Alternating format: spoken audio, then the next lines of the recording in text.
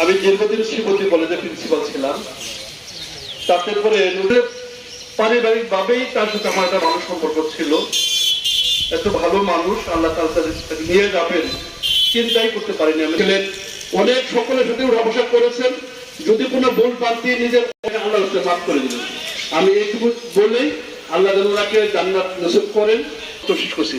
আসসালামু আলাইকুম ওয়া রাহমাতুল্লাহি ওয়া বারাকাতুহু। এখন ত্রিভুজের অন্যতম স্কুলের প্রধান শিক্ষক ছিলেন। একসাথে বেশ কয়েক বছর একসাথে আমাদের বাগানের শ্রেষ্ঠ ফুলকে আল্লাহ রাব্বুল আলামিন তার পছন্দ মতো নিয়ে গিয়েছেন। আল্লাহ রাব্বুল আলামিন তার প্রফেসর আবু বকর সিদ্দিক। আসসালামু আলাইকুম ওয়া রাহমাতুল্লাহ। সম্মানিত মুসল্লিয়ান, আমরা যার জানাজায় আজকে হাজির হয়েছি, তিনি নুরুজ্জামান বাদল। ভালোবেসে আল্লাহ রসুলের জীবনকে তিনি অসংখ্য ছাত্রছাত্রী রেখে গেছেন।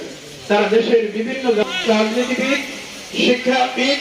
আমি তাকে আজকের দিনে শ্রদ্ধার সঙ্গে স্মরণ। মাহমুদুল হাসান। আসসালামু আলাইকুম। আপনারা সবাই অবগত আছেন, আমি অবসরপ্রাপ্ত মেজর মাজিদিনাগিটি আসনের ধানের শীষে মনোনয়ন প্রত্যাশী ছিলাম। সেই সুবাদে আমি একটু ফ্লোর নিয়েছি। এই কথা এভাবে আমি মনে করতে চাই, উনি শিক্ষক ছিলেন, পাশাপাশি সহজেই বোঝা যায়।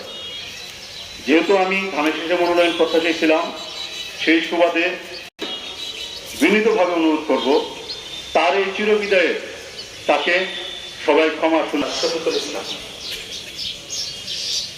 যাদের বক্তব্য হয়ে গেছে তারা লাইনে চলেছে।